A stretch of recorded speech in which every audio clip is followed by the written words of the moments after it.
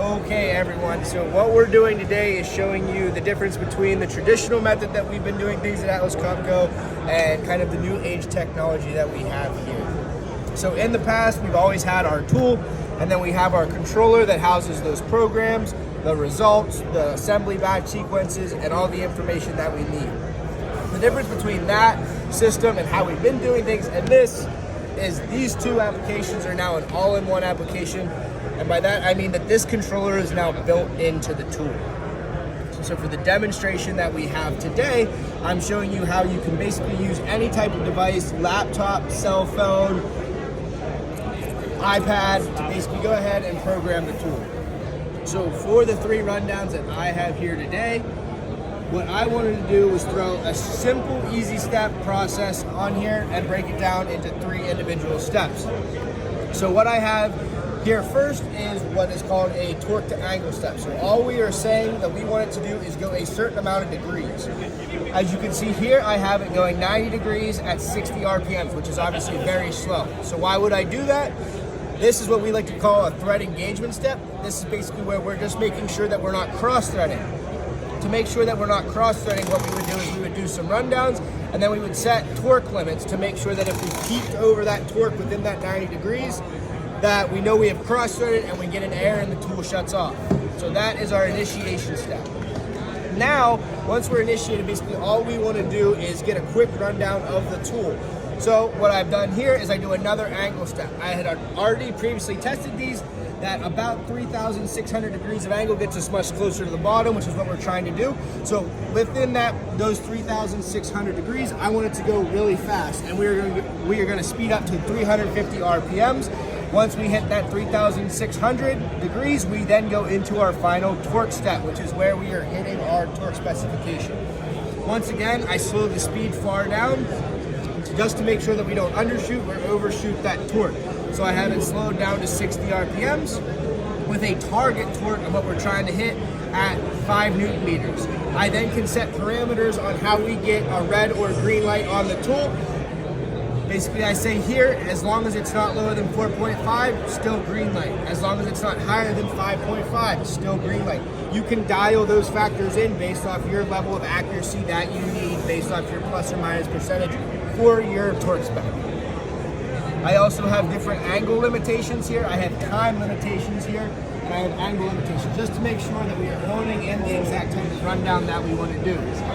Last but not least, we also have our overall steps. So we have the rundown broken into 3 steps, and these are the settings that cover all of them. So basically we have 130 seconds to do the entire rundown. We never want to see tight torque go over 5.6, so we've set that as well. And we've also went ahead and thrown on a loosening program, which we have loosened to trigger release, which means it's going to loosen the bolt until you release the trigger. So with all that being said, now let's go ahead and make sure that's loaded onto the tool. To load that onto the tool, all you would have to do if it was loaded onto the tool is select it on the device. We would hold down this button, go to our tightening sequences, and then we want the EASTEC one, so we would just select it. All right, so now we have it loaded on. If we wanted to do it on the screen, we would just go into our integrated controller, click change task, and we would pop all of our programs, and we would select the one we want. Since it's already loaded on there, now I want to go to my results section so I can visually see what the rundown's doing. All right. So for this tool, some of the nice aspects of the individual tool itself is kind of the way in which we can rotate that head many points in the 360-degree motion way. So whatever is ergonomically best for your application, we can also go ahead and move this, and the trigger handle is going to spin as well, giving us possibilities for a bunch of different nooks and crannies that we might be assembling panels or electronics or whatever it is you guys are assembling in. We can kind of navigate the tool to make it fit best. So I'm going to go ahead and leave it as just a normal right angle tool. I'm going to go ahead and take it, make sure we're good on there.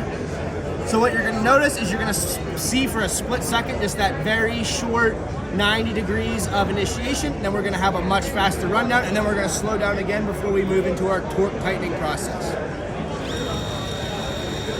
And see how it slows now that we've accomplished to the bottom, and now it's going to begin starting to tighten torque.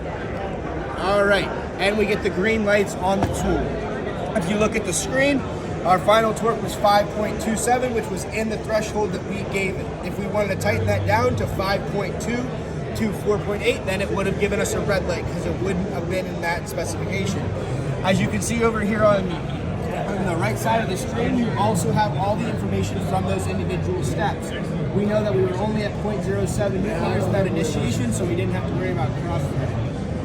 Then we tighten the angle, we go down to the 360 degrees of rotation, and then it took us 2,038 degrees of angle once we were into that tightening stage to finally reach 20.